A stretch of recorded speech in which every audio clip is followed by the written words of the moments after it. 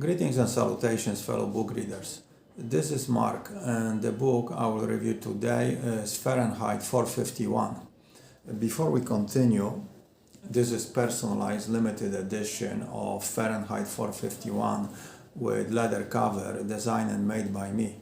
At the end of the video, I will tell you a couple of ways of how you can get one for yourself if you are interested. Now let's get back to the review. Fahrenheit 451 is a futuristic novel by the American writer Ray Bradbury. Bradbury's fame comes from science fiction writings with sub-themes such as horror, mystery, etc., which is not a genre that interests me much, so my acquaintance with Bradbury's work is very limited. Actually, he himself kind of resented being called a science fiction writer. First of all, I don't write science fiction. I've only done one science fiction book, and that's Fahrenheit 451, based on reality. Science fiction is a depiction of the real. Fantasy is a depiction of the unreal. So, Martian Chronicles is not science fiction, it's fantasy. It couldn't happen, you see. That's the reason it's going to be around a long time, because it is a Greek myth, and myths have staying power. Fahrenheit 451 is his only work I read, so for me he's a science fiction writer. Bradbury started to write short stories in his teens and had some success in getting a few published. It probably helped that he lived in Los Angeles, around Hollywood, and had access to the right people and industry that recognized his talent and motivated him to pursue it. It was the 1930s, and the world was a much bigger place with real time and distances separating people. So being in the right place was probably as important as having talent.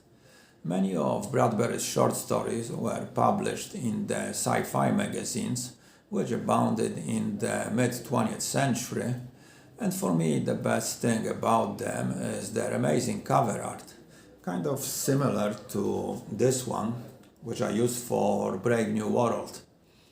What is Fahrenheit 451 about? It is about one of our possible dystopian futures, but also about the always and everywhere present censorship, limitations, and effort to control the individual. And on the individual level, it is about the human need to question and take risks in trying to understand and better one's existence.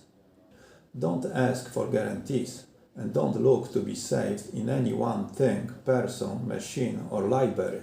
Do your own bit of saving, and if you drown, at least die knowing you are heading for shore. A bit of the plot. Fahrenheit 451 Fahrenheit 451 takes place in the mid-21st century in any town USA, and it is broken into three parts. Part 1, The Heart and the Salamander, introduces us to the protagonist, Guy Montag, a fireman. The distinction is that the firemen of the 21st century are employed into setting fires, specifically to burn books which are outlawed, and also they burn the houses the books are found in. There is no need to put out fires since modern technology made them obsolete by exclusive use of fireproof materials. On the way home, Montag meets his neighbor, a teenage girl named Clarice, who is somewhat eccentric, and the conversation with her makes Montag start to question his assumptions, beliefs, and deeds, and how it all relates to the satisfaction and happiness in his own life. At home, he finds his wife overdosed on medication, but she is saved by a suicide prevention crew somewhat routinely, since attempting suicide is rather common in the Montag's world. And while taking a break outside, he hears Clarice and her family discussing the state of the society they inhabit. Over the next days, Montag routinely meets the girl and they have more conversations which leave him quite perplexed. And suddenly, without any warning, Clarice and her family disappear. During a burning of the house of an old woman, where many books were found, Montag steals one of them and takes it home. He becomes physically sick, disturbed by the event and also the disappearance of Clarice, and is visited by the fire chief, Betty, who is a bit suspicious of Montag's behavior. He tells him the history of how the firefighters went from putting out fires to starting them. He also warns Montag of possible consequences of hiding books. Later, Montag admits to his wife that he has been hoarding books for a while, and she panics. In the second part, The Thief and the Scent, Montag tries to figure out the meaning books have for the society, and he goes to visit an old man who remembers the times before the books were banned. Back at home, he has an altercation with his wife and her friends about books, and she tries to commit suicide again, and Montag returns to work in the fire station to calm down Betty's suspicions. In the third part, Burning Brighter, Montag and his fire crew are sent to a surprise location to do the burning. During the deed, he does what seemingly Betty dared him to do, and as the result of his action goes on a run to escape and search for a legendary group of book protectors. And that's the basic plot. What are my thoughts about Fahrenheit 451? My first thought before reading it was another dystopian novel, and it was, but better than I expected. For me, the storyline wasn't as good as 1984, but its plot more plausible, and the prose was better than in Brave New World. In each book, the dystopian view was based on the author's own experiences and views. 1984's Orwell, a humanist and socialist who took part in the Spanish Civil War against fascism and later became disillusioned with the left when Stalin's deeds came to light. Brave New World's Huxley was an upper-class Englishman from a family that included a Nobel Prize winner, and he was interested in advances in science and medicine. And Bradbury, an early 20th century American, seemingly the most innocent of the three, he missed the military service during the war because of the medical problems, and his view of dictatorships and censoring probably came from watching the footage of Nazis burning books. And living in the 1940s and 50s Los Angeles, he must have witnessed the paranoid politics of the McCarthy's America, and maybe even knew some blacklisted victims. His view of the possible dystopian future was the least brutal compared to the two other authors mentioned before, but probably the closest to our reality. I think the future presented in Brave New World could be a sequel to Fahrenheit 451. Perhaps all the books have not been burned yet, but the people have become too oblivious to what books offer the individual. The idea of burning books has been around as long as the books themselves, but the books are not important, they are only a means. What is important is the message they contain. Books were only one type of receptacle where we stored a lot of things we were afraid we might forget. There's nothing magical in them at all. The magic is only in what books say, how they stitch the patches of the universe together into one garment for us. Throughout history, burning books has been rather selective and usually limited to the ones considered dangerous to the regime in power. But in Fahrenheit 451, the burning is generalized and it includes all books. Because it is the process of reading that is considered a threat to the control apparatus. I think it is well explained in The Brave New World. Reading is a private, not a collective activity. The writer speaks only to individuals sitting by themselves in a state of normal sobriety. The orator speaks to masses of individuals already well primed with hurt poison. They are at his mercy, and if he knows his business, he can do what he likes with them. Further, to read, there is need for silence, and in silence people think and reflect, which is the biggest danger for any utopia built on lies. It is much easier to control a population that is dumbed down by superficial entertainment. What made Fahrenheit 451 different from the other two dystopian novels is that the plot almost exclusively focuses on one seemingly insignificant man and his existential crisis. There is the lack of visible higher powers pulling the strings.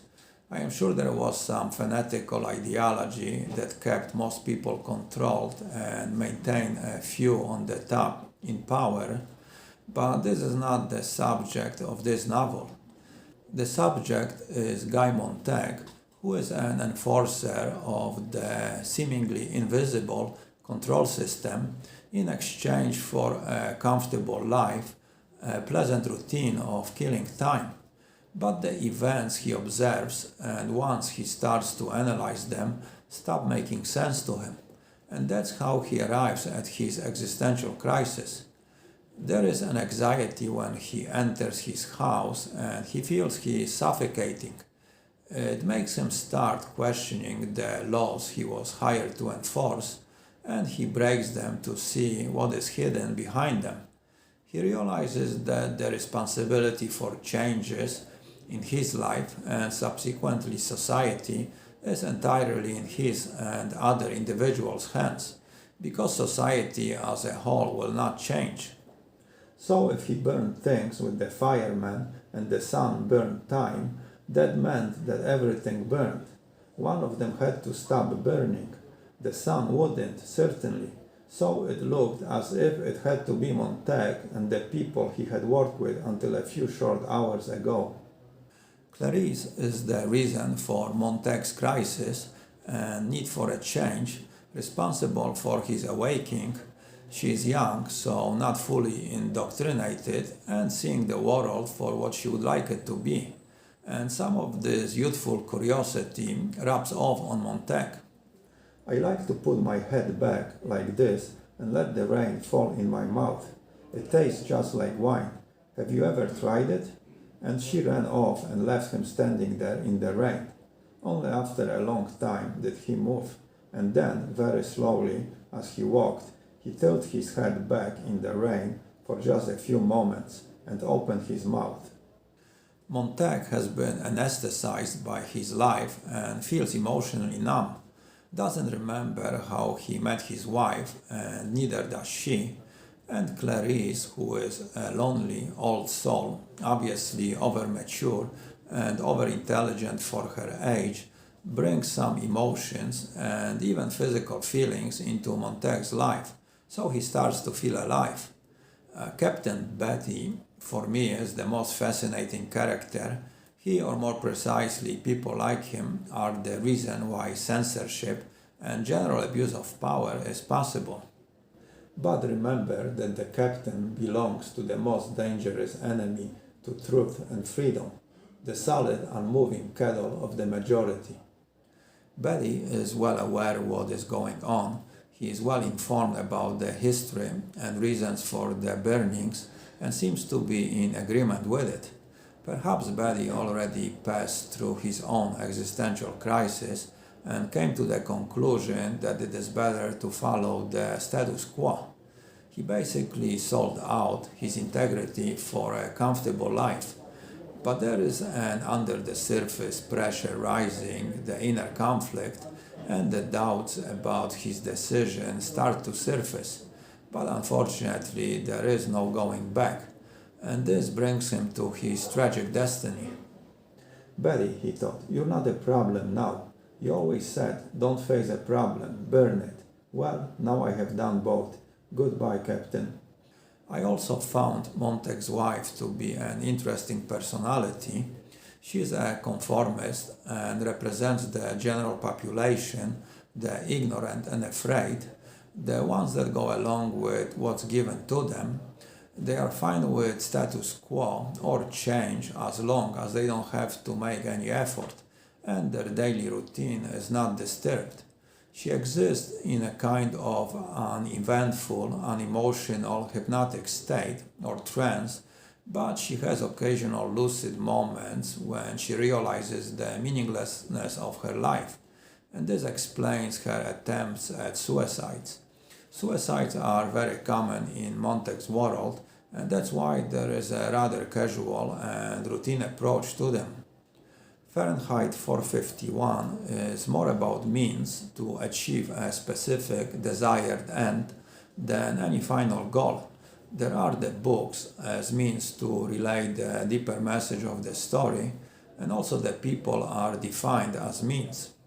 And when he died, I suddenly realized I wasn't crying for him at all, but for the things he did. I cried because he would never do them again. He would never carve another piece of wood or help us raise doves and pigeons in the backyard, or play the violin the way he did, or tell us jokes the way he did. He was part of us, and when he died, all the actions stopped dead, and there was no one to do them the way he did. He was individual. Perhaps in the life of an individual, everything is a means to smaller specific ends, and all of it, the smaller ends, are means to the one final unknown end. Kind of a Machiavellian definition of life. The ends justify the means. Getting back to the books, in the real world, the books, or more specifically writing, of which books are the product, were invented to carry and preserve a message over distance and time, a process of codifying speech. Before writing, messages were carried by personal audio, people repeating it from one to another, which wasn't very reliable. Curiously, as we advance technologically and are able to preserve faithfully the messages in audio and video formats, the writing is becoming less popular, and it might even disappear in the far future. So, to reiterate, the books are not that important, but the messages they contain, and even more important is applying and using what is encoded in the message. The problem in our country isn't with books being banned, but with people no longer reading. You don't have to burn books to destroy a culture, just get people to stop reading them. To sum it up, Fahrenheit 451 was fine to read, but perhaps not good enough for a second round. The book, its location, feels unreal, kind of like its own world, similar to The Truman Show with Jim Carrey. The book can be interpreted in many ways, and its message is somewhat confusing. Bradbury himself, for the rest of his life, in different interviews, somewhat contradicted its meaning and message. Why are books being burned? The answer probably has a lot to do with Bradbury's view and opinions of the world he lived in, Hitler's and Stalin's deeds, recently finished World War II, and censorship paranoia of McCarthy's America. Fahrenheit 451 seems pretty relevant today because of the increasing censorship on things that are written, including books, and the debate whether they should be accessible to the general public. But this type of censorship has been present throughout history. It is not new, and it is not going away ever. Why? Perhaps because it is our human nature, intrinsic need to control ours and others' lives. Maybe without it there would be chaos and no society could survive it. But the further we take things, the more abusive it becomes. There are a couple of adaptations of the book. The 1966 version, directed by the great French director Francois Truffaut, and it is a decent interpretation with some creative freedom applied to the script. There's also the 2018 version made by HBO, which because of the current social climate in the US I will not see. It probably is more like something that would be made in the Fahrenheit 451's dystopian future than the interpretation of the book. I might be wrong, but I doubt it. Those who don't build must burn. It's as old as history and juvenile delinquents. Okay, let's talk about the physical book. The book I am holding is a soft cover, which I transform into hardcover leather-bound edition. To make the cover, I use grade A naturally tan hide I buy from a tannery in North Spain. This is the same leather Louis Vuitton uses to make his bag, so it is top quality. I do all the processing of the leather myself. First I designed the cover, which what I did here, I used the image of a burning man walking in flames, spreading the fire. It represents the firemen of Fahrenheit 451, spreading fires, destroying instead of saving. This is the back with the blurb, and inside front cover I printed a quote from the book. If you want to see a more detailed video where I explain how I transform paperback into leather-bound hardcover, click on the link in the description. I will make maximum of 100 editions of each title. Each one will be numbered and initialed, and the numbers will go in chronological order from 2 up, since number 1 stays with me. The price will be around $100, so if you would like me to make one for you, you can click below on my email and send me a message. I do not guarantee I will do it, since it will depend on the time I have available, access to leather, and if I can get my hands on the copy of the book.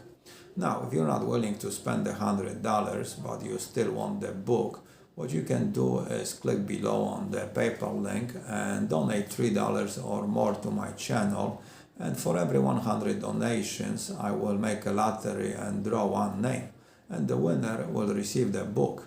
So if you are cheap but feel lucky, this might be the way to do it.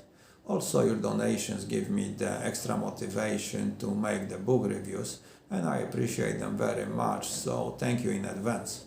One more thing, when you make your donation, remember to include the title of the book you would like to win. The book itself is beautiful. Visually, it has a very nice texture, it smells great, and the more you handle it, the more beautiful it will become. And it makes a great gift for yourself or somebody who appreciates books. So if you want one, don't snooze or you might lose. Well, that's it, so let's end it here, and until next time, keep your ear close to the ground and read a book. Adios.